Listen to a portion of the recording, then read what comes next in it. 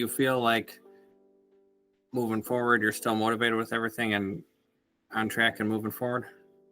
Yes. Yep. So I had a call on Friday with Bank of America rep, and we're gonna pull a new 0% card for me and roll it over that outstanding balance on my American Express into a new 0% card, which will save me a good chunk in interest payments. So I'll be able to be paid off much quicker. And I'm paying off the debt consolidation loan. The minimum is $380 a month, but I'm putting in $500 a month to try and get that paid down quicker. And so the outstanding debt from my first year of experimental business is pretty quick. I just finally, and I'm late on my business taxes, but it's a loss, so it's not a huge deal. But I went over all the numbers, my balance sheet, P&L, and everything. First year lost $9K, but that includes the purchase of courses, so Sub2 and Gator and things like that. So without buying courses, I would have actually made just a tiny bit of money. But so that's okay. Good learning experiences. Happy to have the courses. Happy to have the communities and the education available. So yeah, that stuff's all going to pay off exponentially in the future. And even we discussed before, even if like you didn't pour your life into real estate, that's just skill building. Mm-hmm. It's all going to stack for you to be a better person. Education is my favorite thing to spend money on. Yeah, so it's all good. Just I purchased it on credit, and that always costs more in the long run, but it's not the end of the world. I still have student loans from college too, so yeah.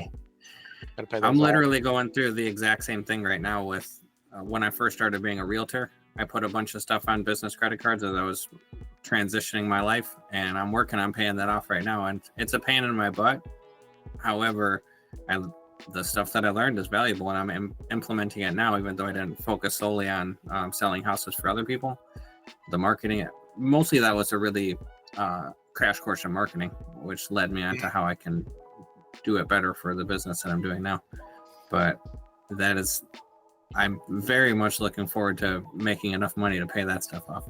Super annoying right now. Yeah, it's not so much of we were talking about like failures and learning from them. And it's not a failure, it's just a setback, right? Like it's only a failure if it causes you to quit or if you don't learn from it. Yeah, exactly. And I've been listening to The Law of Success by Napoleon Hill. I don't know if you've read any of his books. He's got a lot of really good ones. Think and Grow Rich, Outwitting the Devil, The Law of Success. And they're all on Spotify. If you have Spotify subscription, they're in the audiobook section. So that's super handy. I don't own any of those. I can't share them with you. Can't provide you a hard copy. But but the audio is perfect. I actually did Think and Grow Rich off of YouTube once. Did you? Okay. Yeah, so I loved it. Same author. Outwitting the Devil is a book that will make you, depending on where you're at in life, really contemplate some of your choices and habits. So that's a tough one. That's a tough one if you're not ready for it. Yeah, confronting yourself is always the most difficult thing. Yeah, for sure. As a father, a new father, I'm always trying to tell my daughters things, and it's like real obvious from an outside perspective where they keep messing up. But then as I'm telling them, I'm like, oh man, I'm 35 and I'm still doing the same stuff. So yeah, very humbling to look at yourself. That's funny. Yeah, you got girls. I got 2 boys. Parenting is, I don't know. There's nothing that'll ever help you like understand it before you do it. Yeah, it's interesting. That I need to work on. I need to remember to put as much effort into that as I am my business, because it is hard. Yeah, it is. So, yeah. Anybody who's a parent will just understand what we're trying to put into words here. But. Yeah, for sure. Heck yeah.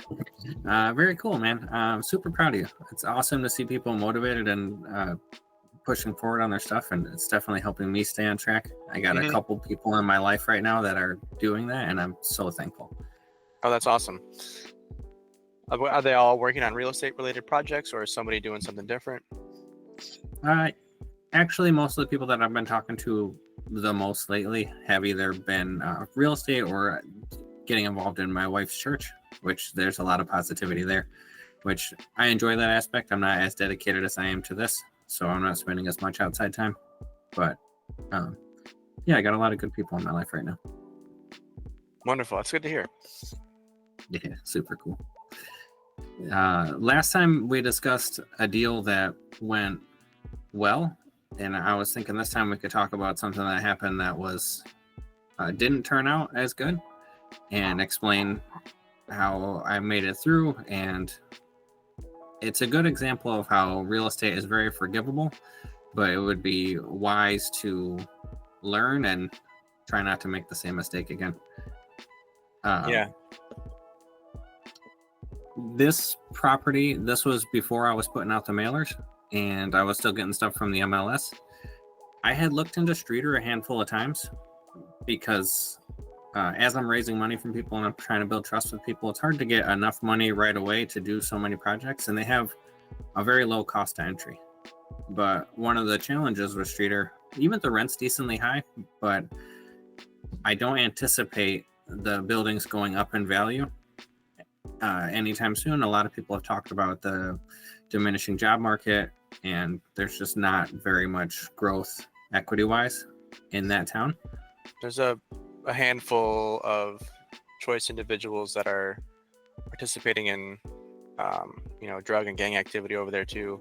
Some violence going on, and so that's definitely not helping. It's a small town, and it's strange for that to be occurring at such a rate per capita in a small town like that. But it's having some issues. Mm-hmm. Yeah, for sure. So certainly to be cautious. I had looked into it a couple times, so I had a little bit of background knowledge on it. And when I was working at Skydive Chicago, during one of the events, a gentleman was there with a food truck, and I was helping him set up there for one of the events, and he was talking about how he owns a bunch of properties in Streeter. So that was kind of like the thing that pushed me over the edge. I was looking for properties to buy because, as we talked about briefly before, since I got the staff, I got into a situation where I have to purchase properties, and I also have to find ones that I can afford, and everything's got to move forward because these people are counting on me. They have families. Everyone's got to get paid. So it put me in a situation where okay, I got to act. I wasn't doing the mailer, so I didn't have quite the options that I had at the time. And this property came up, and it looked like it would be a really quick turnover. We can get in, do a little bit of work to it, and get a renter in quickly. So with all those things that I just mentioned, I was hesitant to do it, but I had met this gentleman once, and I called him up. I was like, hey, I'm looking at this property on 12th Street. He said that I think the rents will be good, and I have a property on that same block, and I'm very comfortable with it. So it's another one of those situations where you got to kind of juggle your risk, but with all the resources that I had, I checked with people. I know somebody that's literally on the same block, but one block down. So it's okay, I'm going to give it a try. Mm-hmm. And this one was a really, so as looking at the deal, we paid $43,000 for the house. And I was with Streeter, with the different blocks, there's very wide ranges in the ARVs. And with not knowing the town, it was hard to guess. So I was I'm just going to underwrite low. I'm just going to guess $80,000. I actually looked at it from two different angles. I noticed that houses with a garage, you praised for up to $20,000 more. And this particular one didn't have a garage. So I debated. I reached out to some people that I know. I thought we could maybe get a garage up in a couple weeks for about $10,000, which would boost it another $10,000 in equity, or do a light remodel and just get it up and running and get a renter in there. And after going back and forth for a little bit, we're okay, we're just going to do the minimal work. Siding, we're going to put the roof needed to be reshingled. It wasn't bad, but not so it didn't need a whole tear off, so you could just go right over the top of it. It can be up to, some people will say up to 3 layers depending on the condition of the roof, but after so much weight, It's not good to hold it up. And if it gets too far destroyed, you may have to pull it off to either fix what's underneath or things like that. But it was just barely causing, there was just enough wear on the roof that it would be wise to get it done, and only one layer, so we just went right over the top of it. So that was a couple days of work. Single level building, so we can knock the siding out pretty quickly, replace a couple windows, and then I noticed the back bedroom was all the way down to subfloor and needed some paint. But other than that, it was just super minor repairs. That's what I estimated through my first walkthrough. So we're like, okay, we're going to knock this out in a couple weeks, get a renter in there, and then go along. Once we got into working on it, quite a few things happened where I moved too quick and didn't do enough diligence. So in the kitchen, under the sink, I noticed it was the cabinet under the sink was rotted out, and I should have had better attention to detail, because as we started messing with it, we actually pulled the whole cabinets out and replaced a good 5x5 section of the subfloor. It had actually had so much water that rotted through. We were noticing it was soft. I should have known by the condition of the cabinets that there was a little bit more to do there, which there's always going to be a little bit of stuff here and there that needs to get fixed up. So that was one aspect where it's understandable to be off a little bit. And if it was that one thing, that wouldn't have been too big of a deal. The next thing that happened, there was not central air, just a furnace in the place. And when we purchased it, it was not winter yet. It was just getting to the colder months. So we really didn't have an opportunity to kick the furnace on and test it, because it's got to get so cold to do that. But finally, the temperature dropped down. We went to start it up, and the burner wasn't lighting. So we called a repairman there. He got it running for a couple $100, but he's like, in the future, you're going to want to more than likely take a look at this. It lasted maybe 2 weeks, and then it went out completely. So then that was on top of that. Now we need to replace the furnace. And that's a bit more expensive than some subfloor too. Yeah, that's a more costly issue. When we talked last week, I showed you the one property that's only cash flowing $70 a month. That one was down to the studs. One thing that we learned on that property is how to do a furnace yourself. I don't know if this is in every county, but at least like LaSalle County, if you own the home, you could purchase a furnace from Goodman. They just sell it. You can go right on Amazon. So since that one, we actually learned that you could just buy a furnace for a little over $1,000. And after we installed it once, it's actually really easy. I've heard that if you install it yourself, you void the warranty. But let's say I make them, the furnace is going to be $6,000-$7,000 to have a new one brought in and installed. And if I mess something up and I have to hire somebody for $500 or $1,000, I'm still only at $2,000. Whereas, and I know I can do the job in a day. It's actually only, you take the other one out, you got to hook the ductwork to it, which is probably the most intricate part. And then the gas lines, you unscrew them and screw the next one back in. You plug in the electric to run it, and then the low voltage wire that goes to the thermostat. And I have enough experience with electric that after I seen it done once, and then we always put the same furnace in. So it's relatively simple to it's kind of like a plug and play type thing. Okay. We had somebody help us on the Marseille's property do the whole AC and everything. That one is a little bit more complicated to attach this AC to it, but it already only had a furnace in anyways. So even with all that stuff said, it was a blessing from all the lessons. And that was one of those things with the other property that, okay, it's only cash flowing $70, but that knowledge is going to go always. This is going to give us a competitive advantage when we look at properties to renovate them. If a furnace is not if it needs a furnace replacement, it gives me that competitive advantage where I can go a little bit higher on the price, where somebody else is going to have to get it lower because they still need to cover that margin. Mm-hmm. So even with all that, it's still not that you want to have to deal with that stuff, but fortunately, from the skills that I've been building up, we were able to, that's how we mitigated that issue. So we got the property up and running. There is some things about it. I'm trying to tell this in a cohesive story as possible, but you're aware when, with the rental properties, when you first start, many people, and my brother helped me with this, but as I've talked to some newer investors, I notice it in them as well. You're very inclined to want to over improve the property because you think of it from an aspect of like how you want it to be.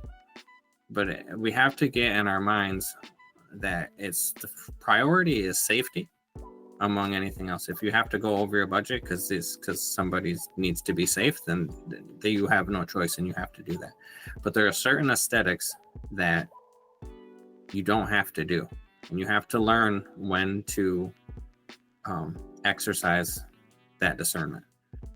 And with this particular property, because it can only appraise at $80,000 and we want to pull our money out, it costs some money for the refinance like we talked about. There's only so much money that you can really put into this before you start to lose money.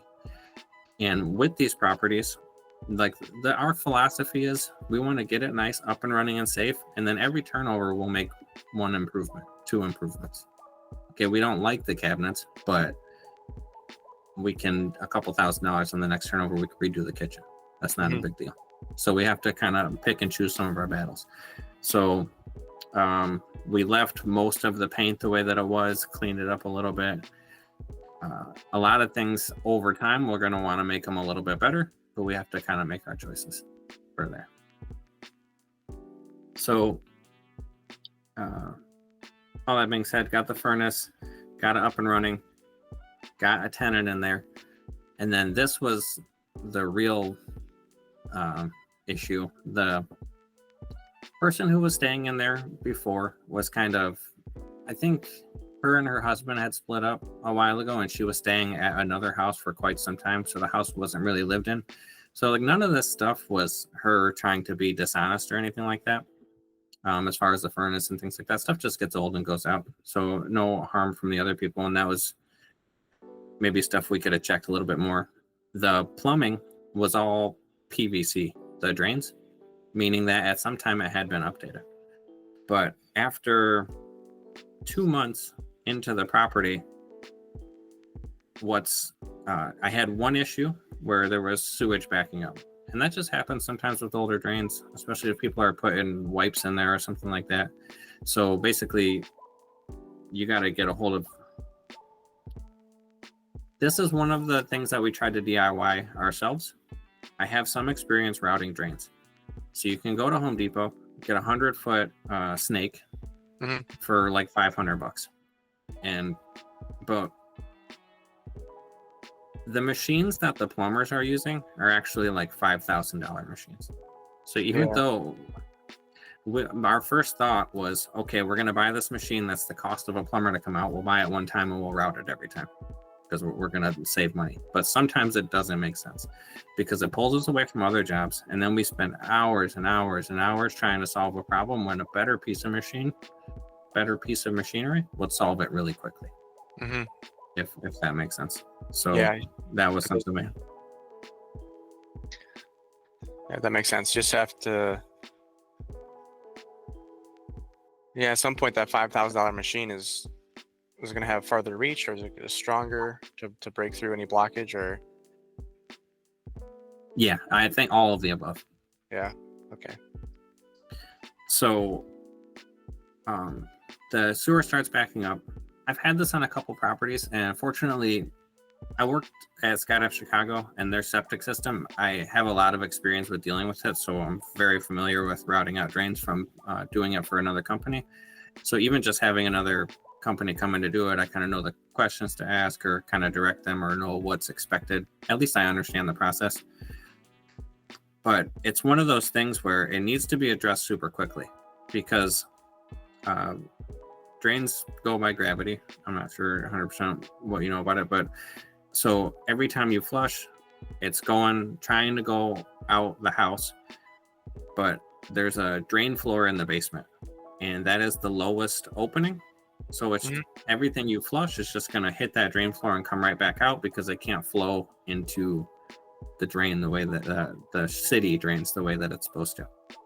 So they can't use their bathroom.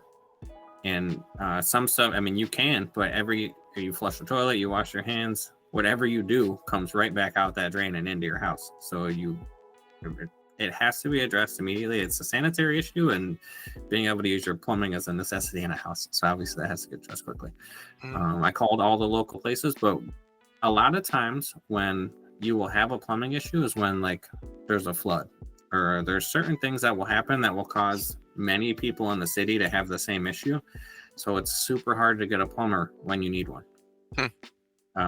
So I called all the major companies, and they were all busy. And I found one, like I went down the list and I got to a 3-star review guy, and I got a hold of the guy, and he was pleasant enough to talk to, and he got over there and he got it cleared.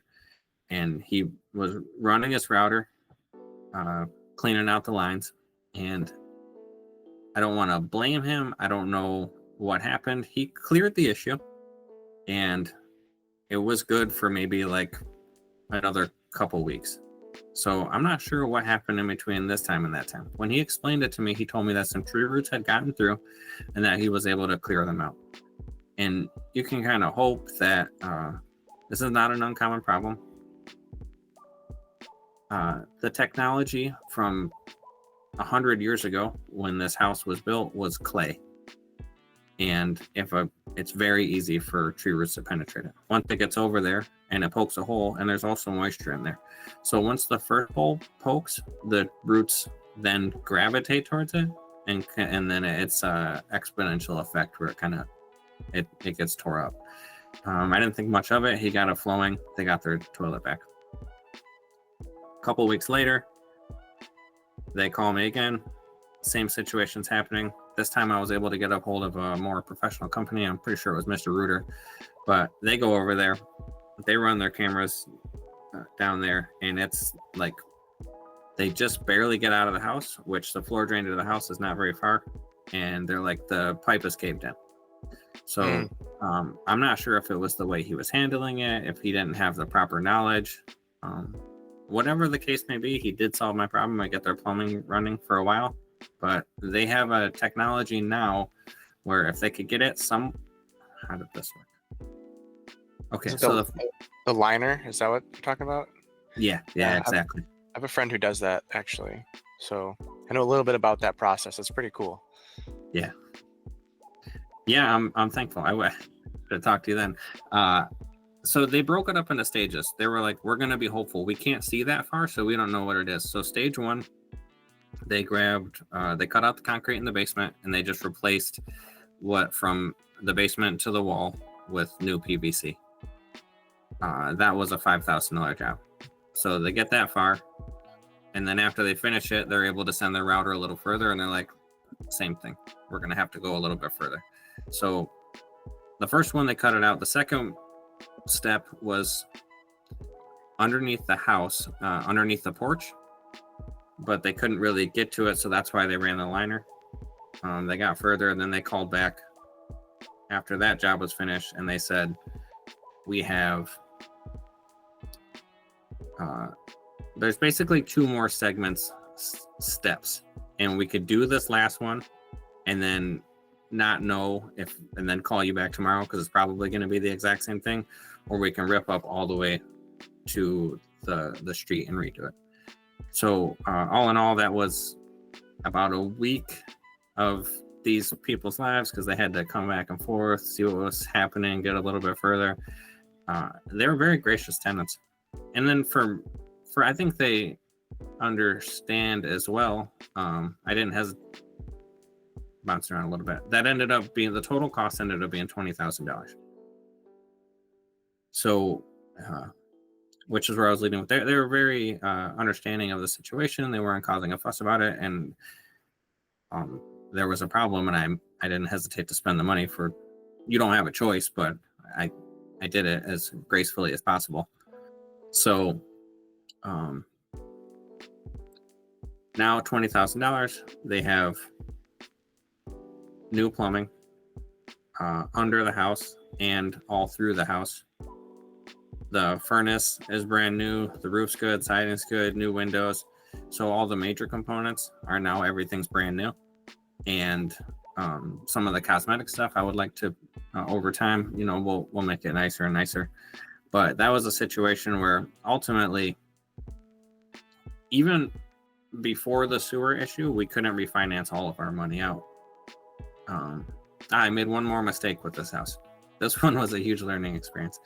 So as we're rushing to get the project done on time and then move forward to the next one, I scheduled the appraiser. I thought I was going to be done with the house day before. And when the appraiser came, I was still flashing the house, which is to covering the soffit and the fascias with the aluminum. We didn't finish that. I thought because the inside of the house was done and this was the last thing, they would be like, oh, obviously the house, you're going to be finished in one day. I could tell that, and the house is going to be this. But what it turned out to do was I made the lady mad because she was like, I'll just come back another day. And it would have been wiser to not inconvenience them, because appraisal is an art and not a science. And if you make them mad, you're more than likely going to get a lower appraisal. So how to mitigate this stuff in the future. Plan your appraisals properly. Be done with your project before you have them come to see it. Make sure you do that, because you do not want to make them mad. You can scope your sewer drains. As far as doing an inspection, I can't hear you right now, but I'm not sure if Sorry. I muted myself. I didn't want anyone to hear me sipping coffee. I understand. Okay, so I was gonna ask about that. The subfloor issue. You said maybe a little bit more attention to detail in the condition of the cabinets would help. Mm-hmm. But the plumbing, so you would get it cameraed ahead of purchase during your inspection. Mm-hmm. And then are you gonna get your own camera set up, or do you contract that out? So this, I think, is another one of those things where I would probably contract out to somebody else. Okay. We actually bought a camera, and I used it one time, and I broke the screen. And I was so mad because it was $500, and it's like a tool. Yeah. It was super nice and a really high definition camera. The case that it came in, it like flipped open, and then you kind of have your screen right there, and then as you run it through, you can see everything. When it has some tools in the box where the screen flips open, I put them all back in there. I closed the screen, and the screen, like something just tapped the screen and it cracked it. Oh no. And it was super frustrating. Mm-hmm. A lot of this is one of the challenges that we're trying to learn. You're trying to get started, so you're trying to buy affordable tools, but if you don't buy expensive enough ones, it was the same thing like the router. And then some of them, the base model is so cheap it will break right away or not work, and it's $500 is a lot of money for a tool, or you have to spend thousands to get the proper one. I don't have a lot of experience with that, but I know the one that I bought broke immediately. Fortunately, Amazon took the return back. So I was thankful about that, but the whole process was frustrating because I used it once and then I was going to use it again, and I opened it up and it was broken. So that's obviously frustrating. Like, you think you have the tool for the job and it just doesn't work. Yeah. Yeah. So it is wise to get a sewer inspection, because that's something that's the rest of the stuff for me personally. The first couple houses that I purchased, I did inspections on, but with my brother's knowledge and my knowledge, and knowing that we're going to remodel the entire house, and having some margin for expected, rather unexpected issues to come up. But I've heard this before, and this is a really good lesson, because $20,000, and there's not a lot that I could have did to make that cheaper. Because I have other projects going on. We can't DIY everything, because for one, it's a specialty skill. We don't have the technology to do the coating of the pipe. And also, I have another project and a deadline that I'm trying to get done that would have took me longer. Plus, while I will do most of the trades myself, when there's a tenant in a property, if it's a specialty skill, I send someone else, because I want them to be inconvenienced the least as possible. It's a good philosophy. So, yeah, I think I could have paid more attention to detail with the floor, but we still probably would have purchased it for the price that we did anyways. And the furnace, it's almost like the grace of God of all the things that I've learned moving up to this point. So thankful for. I don't really mind that it went out, especially knowing that we can replace it. And now I know it's going to be good it's going to be 10 years before I have an issue with the furnace. So that's not particularly a big deal. And definitely, so the two biggest mistakes that were really in my control, the appraiser gave me an appraisal for $75,000. I felt confident that at least 80. Mm-hmm. And but that was one of those lessons. Don't make them mad. So in Streeter, we were talking about the dynamics of that town, and you said the comps changed pretty significantly on the same street, but from block to block. How much impact do you think the location had, like in the immediate area, versus like the appraiser being inconvenienced? Like, were your comps off a little bit because of the narrow radius that you have to comp within, or was the appraiser using comps too far out, or the appraiser using comps or ignoring good comps maybe because of the situation? I think the comps that they used were fair. The way that you analyze the data is up for interpretation. Mm-hmm. You can move like up or down how much it is. Like this 3-bedroom sold for more, but it's also the condition of the house, where if I had a basement, because nothing's perfect, you can change the value of it pretty arbitrarily. Which is fine. I think she did a fair job, and I certainly shouldn't have inconvenienced her. But I felt pretty good with 80, because we just redid a lot of stuff in there. But that's all fine. And with that as well, I knew that it might be a lower appraisal. So financially, I was already in a position where I was expecting that, but just hoping for the best.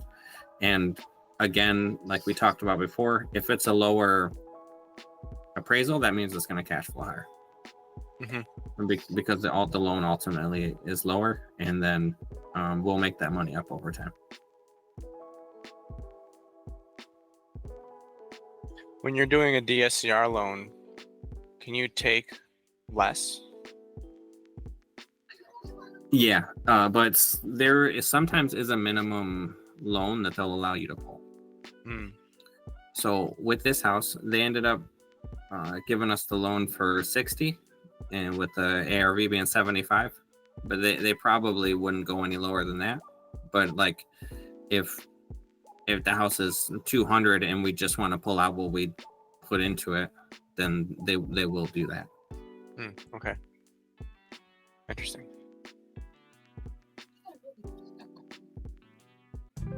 You're already doing deals. Maybe a few flips, a couple BRRRRs, a few rentals under your belt. You figured out how to move a loan. But what if you didn't have to? I'm Daniel Baltazar, and I created Inner Circle for investors like you.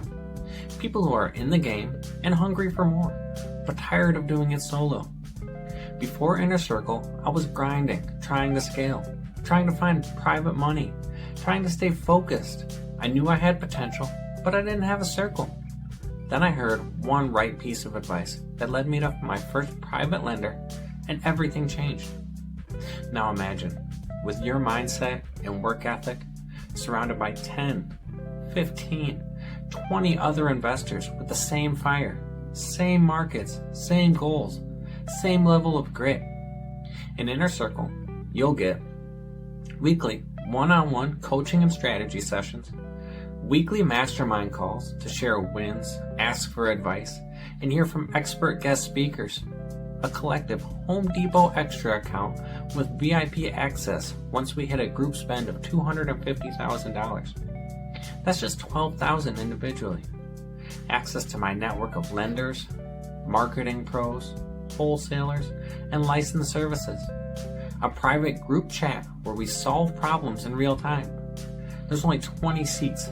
This is for experienced investors only, those who have completed at least 2 flips and operate in Northern Illinois. It's $1,600 a month, and there's an interview process to make sure we're aligned. If this sounds like the missing piece in your business, hit the link and schedule a call. Let's go further and faster together.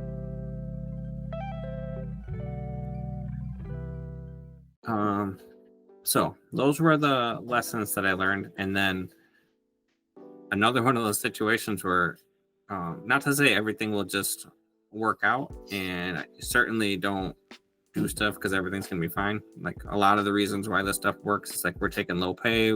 We're actively learning and figuring out how to do some of these major repairs for cheaper. And that's how the business is growing so rapidly. But I purchased a house. The first home that I ever purchased was on Christie Street in Ottawa. And that was right in... I know where that's at. Right when COVID just happened, I think December 2021. I purchased that house and it was $95,000. And for just doing a super minor repair, that house was almost turnkey. I just fixed up a couple things and it had been rented out the whole time. The tenant just left and I knew that it was more valuable and I was going to pull some money out to put a little bit into the business and also give me and my brother, like, put a little bit on our credit cards and do some stuff like that. That house ended up appraising for $190,000. So I pulled $55,000 out of that house, which covered the sewer. And then I was doing a major repair to another house. I'm doing a siding job, which was like $20,000 between labor and materials. So I pulled the money out of there and took care of some other aspects of the business.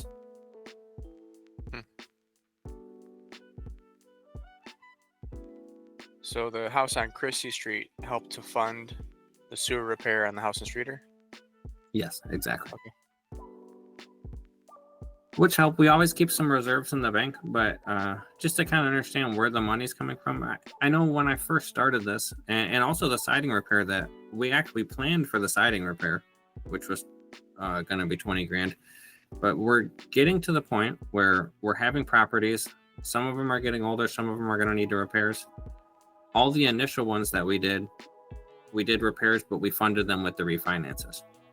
But now we're not going to refinance every time that we have to do a repair. So it has to transition to somehow you got to figure out where to get that money.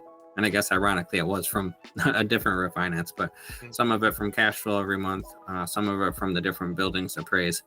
But as long as and we don't take any money out of the business other than to pay the employees to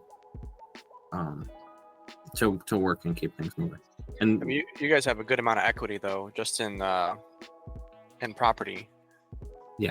So that's, even though you're not taking the payment up front, in the long term, like you're building a significant amount of wealth. Yeah, for sure. And within the next year or two, then it will convert to. And I don't like a lot of things. I'm not very materialistic, so I don't anticipate pulling that much money. I know my brother isn't really either, and the fun that I'm having is growing the business, so that's where I want to put the money. But it will soon get to a point where we can at least live more comfortably and pay down my consumer debt, which will be awesome. But yeah, I intend to basically have it all there for a safety net, because stuff's going to come up. And these were issues that I mean, you got to have some foresight, and I could have did a slightly better job with due diligence, but stuff's going to come up that you don't expect. So just good to have the understanding. Yeah. So on the house in Streeter, all said and done, what was your cost of purchase, renovations, and holding costs? So we paid $43,000 for the house. You have an Excel sheet you want to share? Yeah, I'll pull that up right now. Screen share it. Yep. Yeah, Google Meet's a little different than Zoom, but I actually prefer it. Man, I'm having the same problem when I was just trying to do it with.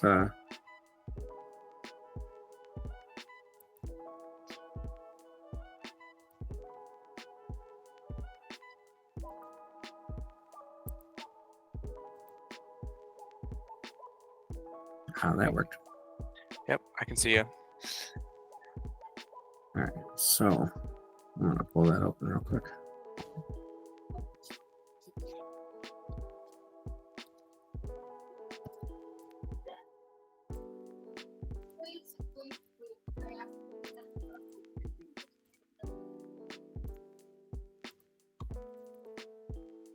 Dang. So this is without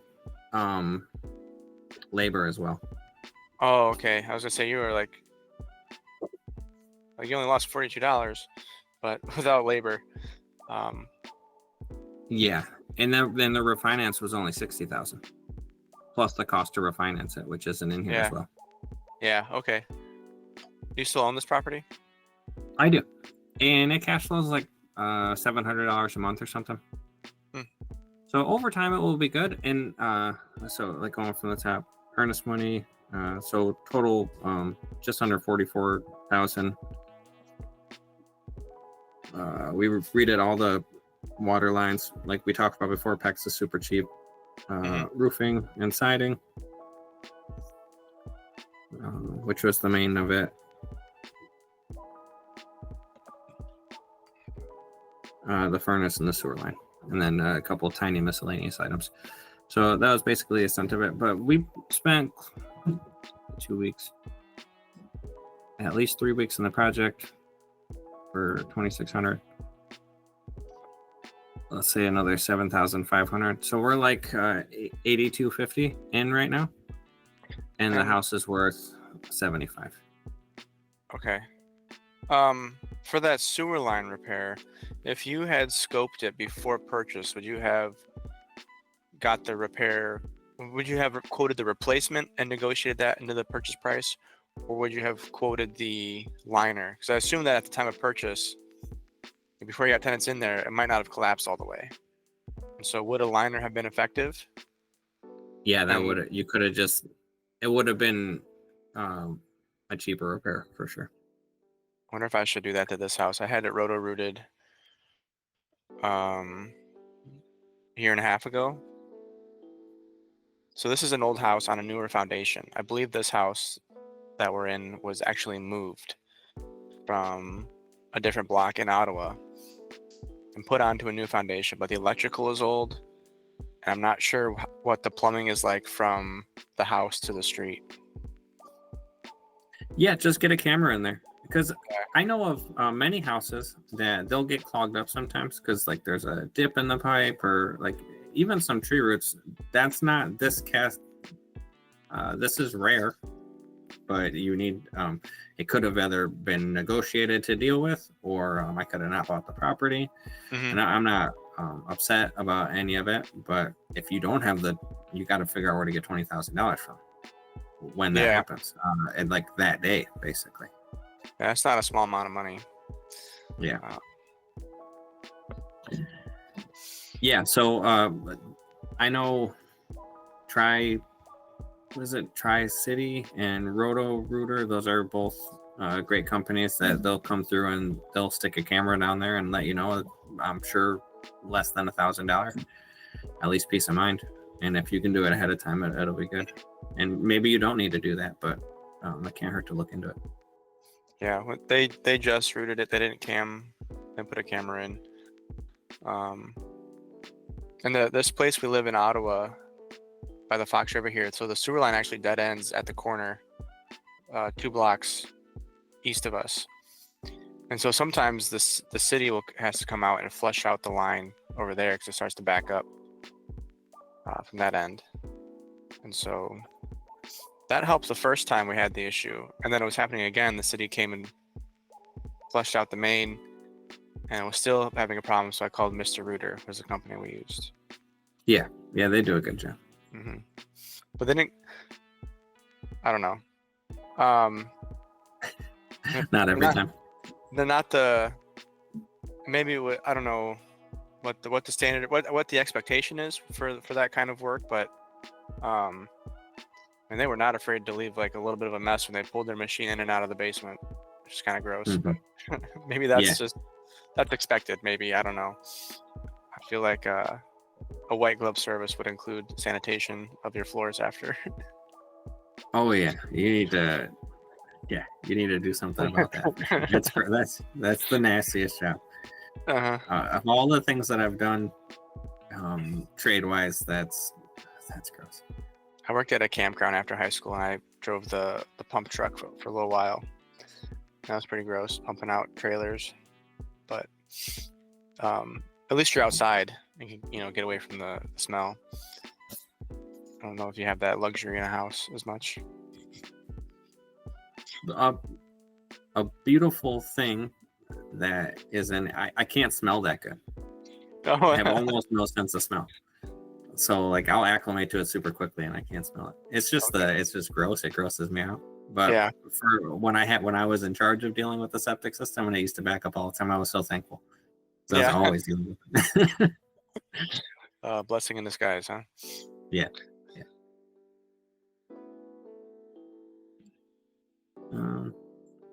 So hopefully those mistakes will, I know I've learned from some of them. I've bought more houses and haven't scoped the main sewer line. So, I don't know. Maybe look into a camera more. It's a challenge because we're moving so quickly. A lot of times I'm trying to push really hard to get into like the rocket fuel. I want to get into the what was the I want to push myself into the visionary stage and then have the integrators do the stuff. But my crew is not big enough, especially for the volume that I'm doing. So I am still taking risks. I'm still sacrificing in some areas. I'm trying to grow quickly enough to get into that phase. And when we have our systems in place, have somebody who makes sure they're executed. There's plenty of mistakes that I've made that are still not getting corrected, although many that I have made, we are implementing still. I don't think this is going to happen very often. Should close on a triplex Friday, and I'm putting another one under contract shortly, so we'll be up to 21 units here in a couple weeks. That's incredible. So we're growing really fast. It's definitely, and this has only happened the one time. There's one other unit that we have that has that clogs sometimes. It's not the same issue.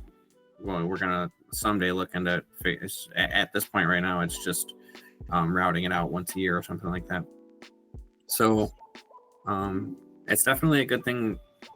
It's a cheap thing to implement to give you a strong position in negotiation, because once it's known, they can't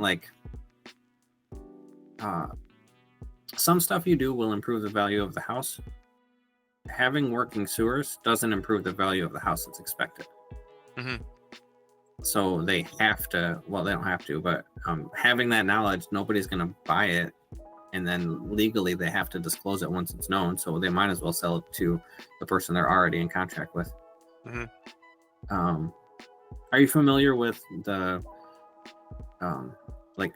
the phases of going through the contract? Like a purchase contract? Yeah. Yeah, I think so. Like you get it under contract, then you have to deposit your earnest money. Then you have a due diligence period, and depending on how your contract is structured, if there are issues found during that period, like your earnest money will stay in escrow and it doesn't go hard until after the due diligence period. And then after due diligence period is up, your earnest money typically goes hard, and you cannot get it back. It is the seller's, even if you chose to back out. But if you were to back out during the due diligence period, you get your earnest money back, and then you proceed to closing, where you have to then deposit the rest of the money to the title company. Never wire money to an individual or a company. It always goes to title. Yeah. And then there's the signing of the paperwork, the transfer of title, and the creation of a mortgage. Yeah, you nailed it. Yeah, exactly. For a traditional purchase. Yep. Yeah, and even most creative ones are, well, I guess just most of the ones I'm familiar with. But yeah, for sure, that's exactly it. So then this would, in Illinois, it's a 5-day inspection period, attorney inspection period, attorney review and inspection period. So within the first 5 days, you'd want to organize getting this done if that's the route that you wanted to take. And then once the seller, because for this lady, is that 5 business days or 5 calendar days? I don't know that. I think it's 5 business days. That makes sense. And then you can request longer in your contract, right? If you wrote your contract with 10 business days.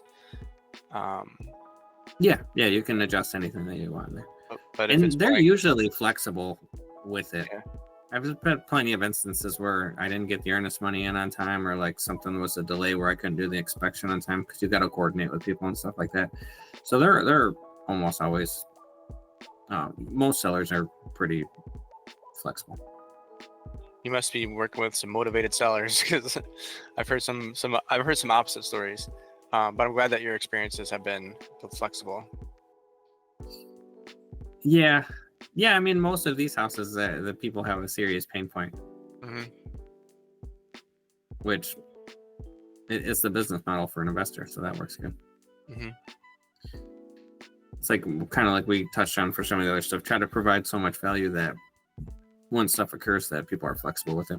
And you're not going to get everybody to do that. And I would advise to do it in the period that's in the contract, because that's what's safest for you. They don't have to be flexible. Yes, exactly. So you get the inspection done in the 5 days, and then if you find out that this repair has to happen, because most people wouldn't know it, or even if we just want to assume everybody's honest and integrable, because it's a good way to go through life. You don't want to look over your shoulder all the time. But even if they did know, they could just say they didn't. But once the inspection happened and it's out in the open, they have to tell everyone. So it's wisest to renegotiate with you rather than to go back on the market for a long time knowing they have this major issue. They're probably going to get the price ding further and further. So it puts you in a powerful negotiation position. Yeah, I can see that.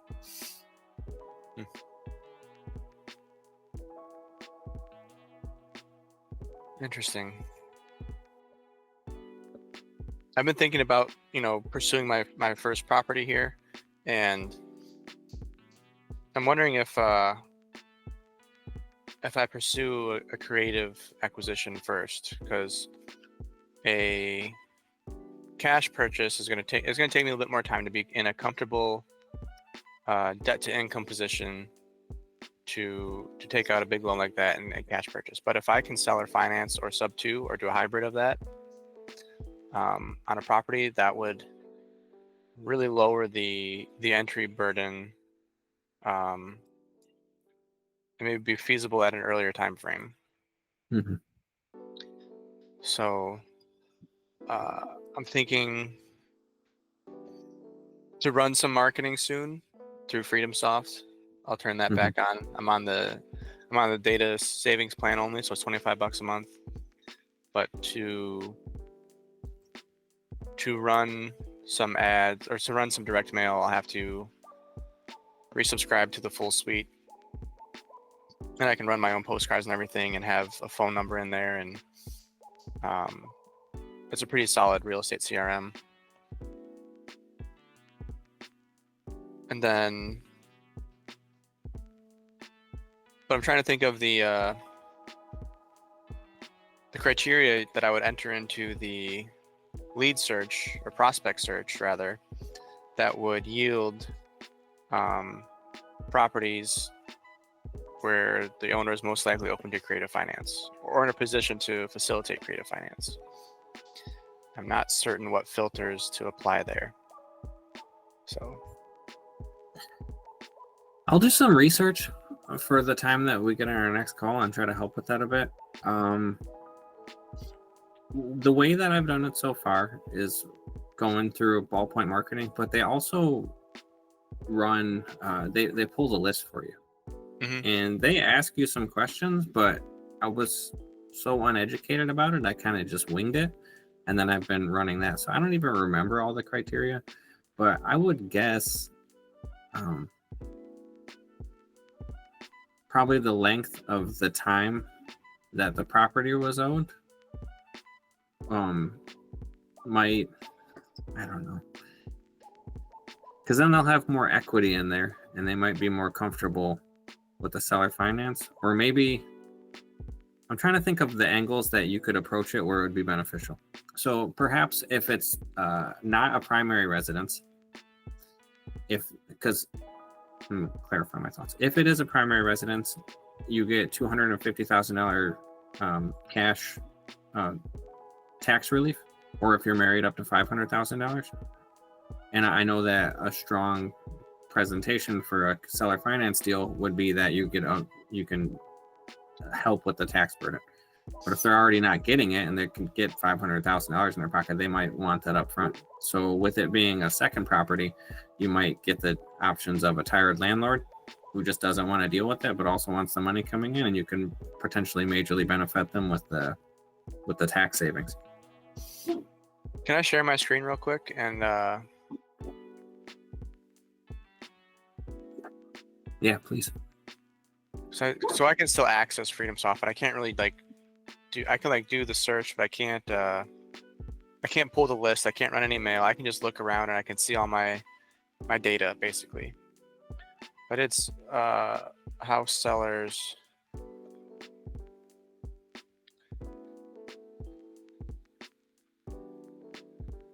Oh, yeah, they have this weird thing where LaSalle's in there twice. And I think it's the incorrect spacing that actually yields the results. But they do have a tired landlord, a high equity, a distant landlord, vacant property, and pre-foreclosure. Pre-foreclosure is new to them. Freedom Soft recently got MLS access. It's an additional fee. It's another like $90 a month to pull the lists. So here we'll just we'll do absentee owned, high equity, I guess. Well, I'm super interested in pre-foreclosures. With the pre-foreclosure too, if you get that can be, that's a major pain point, and you could potentially really help somebody. Yeah, I wonder if there's any. Here are the filtering options to take it further. MLS status, I would exclude, or I would inactive on the MLS. And it's showing me canceled, withdrawn, expired, deleted, and off market. Want that on. So I'm not super familiar with this whole box here, listing filters, because that's new again. But the status, the ownership status, is the owner out of state, or are they just out of the zip code? Is the property vacant, tax delinquent, quit claim deed transfer, high equity, pre-foreclosure. Ownership type, so you can take off the banks, the trusts, and the corporates and just do individual.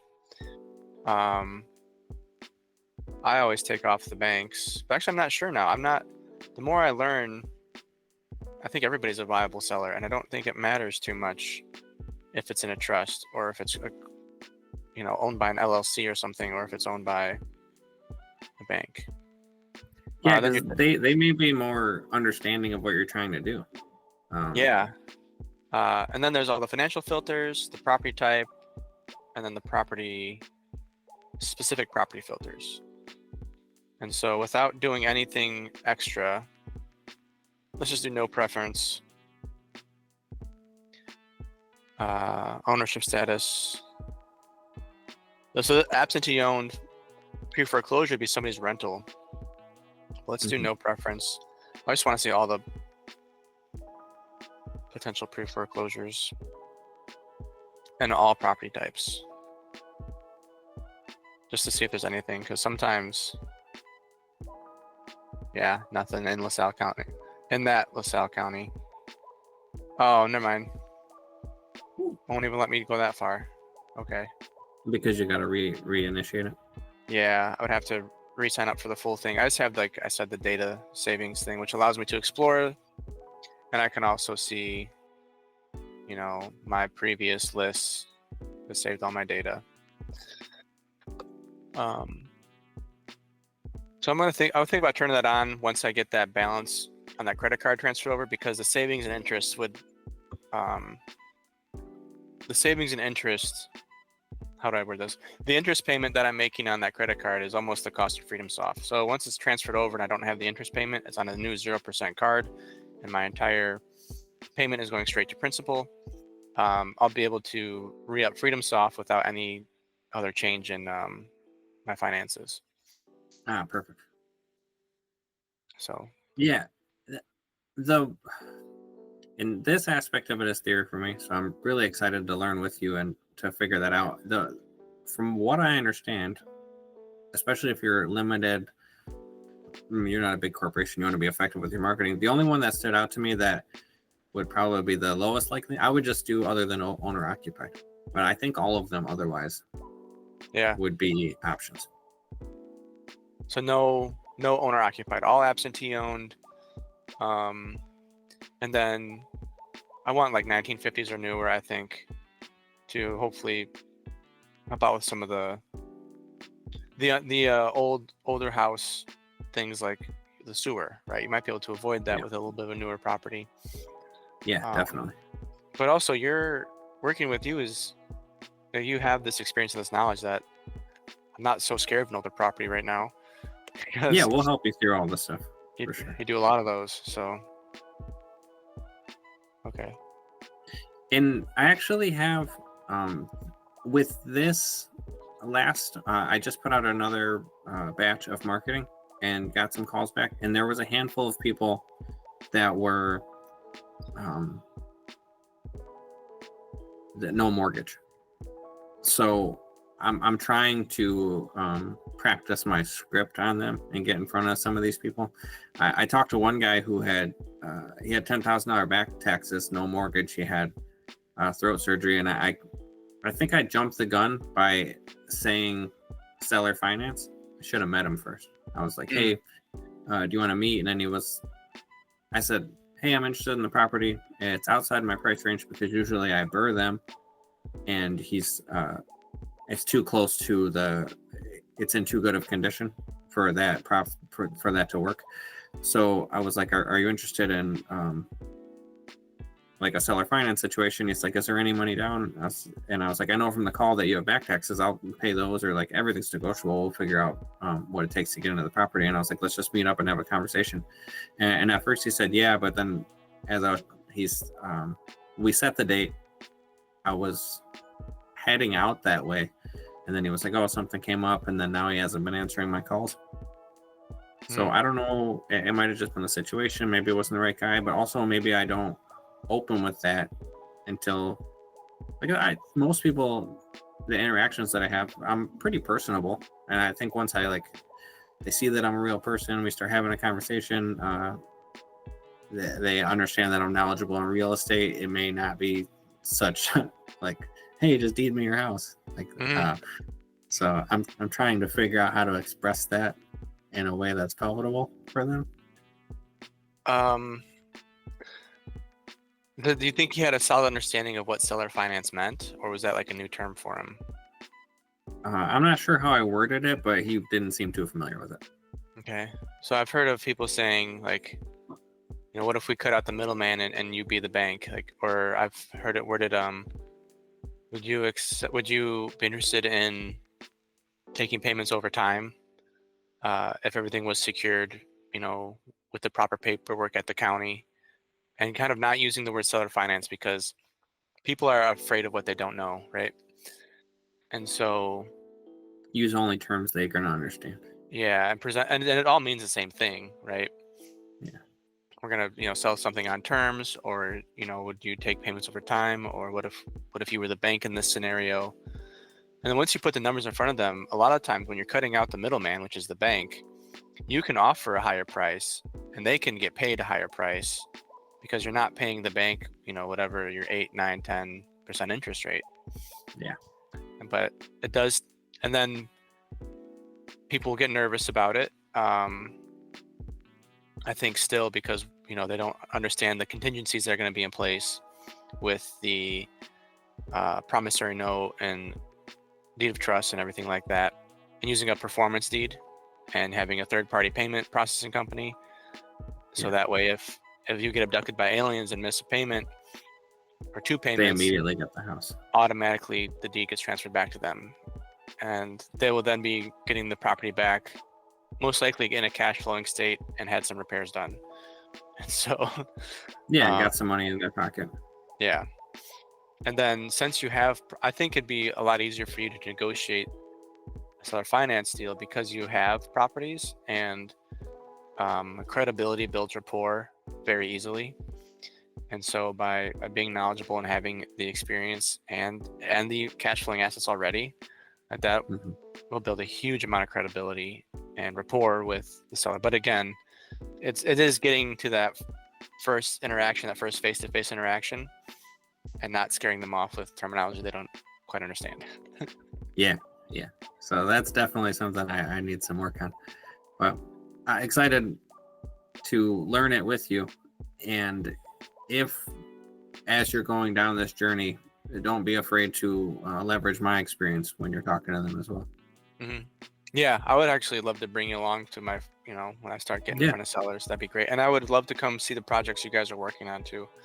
I'll drive out on whatever. I don't know if you guys are doing repairs on Saturdays or if you have your crew take Saturday, Sunday off. It's typically Monday through Friday. We try to do Monday through Friday, 9 to 5, because we don't want to upset the neighbors also. Yeah. So we've debated with different structures, but it seems to be the best with, we always fall back on that because we don't want to upset the neighborhood. I'll take a day off of work then, and towards the end of July. We have some pretty large permits and things going on for the mine that require my attention, and I don't want to be absent during communications with the regulatory agencies.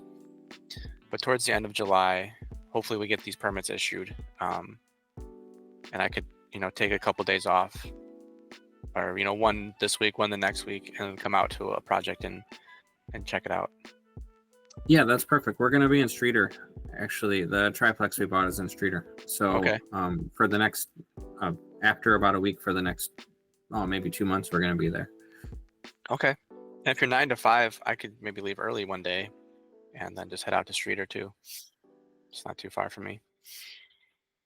Yeah, for sure. But yeah, I know you're a busy man, but you're always welcome. And when you're ready to go on the seller appointments, like I said, I'm super committed to this working out. So let me know and I'll rearrange my schedule.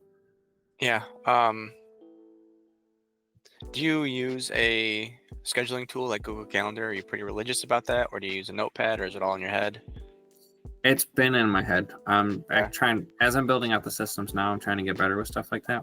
And even the CRM I have, I mostly just leave the stuff in the notes that the initial contact left, and I need to update that better. I put too much stuff in my mind and then wonder why I'm going crazy all the time. Yeah, man, you gotta take lots of notes in different places. I have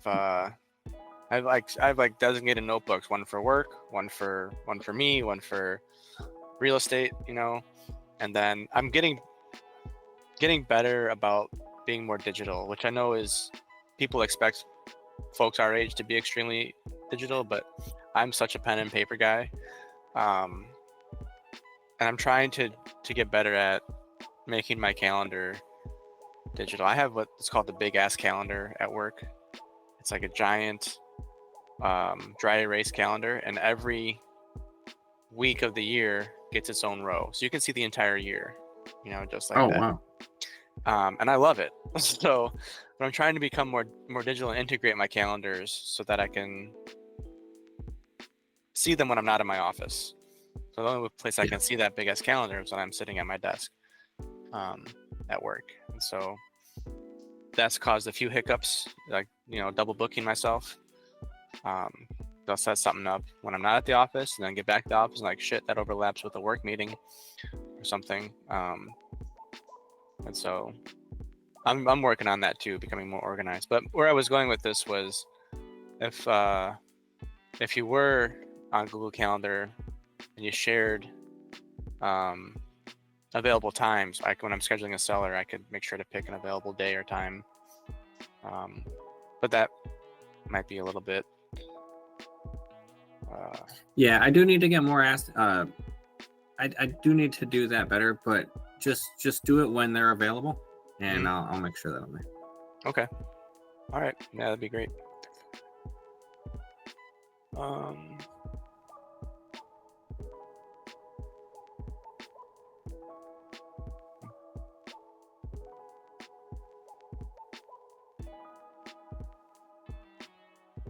Is there anything else you wanted to cover for today? Or... No, I feel pretty good about that. I'll do my best to do a little bit of research about the mailers, but I feel pretty comfortable about what we talked about so far, and then we'll reconnect on that next week and think of some more stuff we could deep dive into. Okay, absolutely. Sick. Appreciate your time. It's been fun.